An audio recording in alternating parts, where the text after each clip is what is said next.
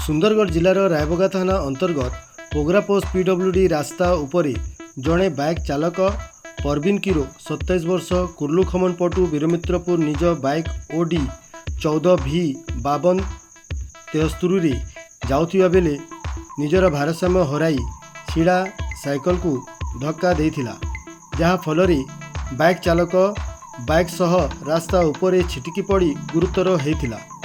सही समय रायबगा अंचलर जड़े समाजसेवी मोहम्मद आरिफ वीरमित्रपुर जाउथिबा बेले पड़िथिबा बाइक चालक को देखि संगे संगे रायबगा स्वास्थ्य केन्द्र को चिकित्सा पाई नैथिले।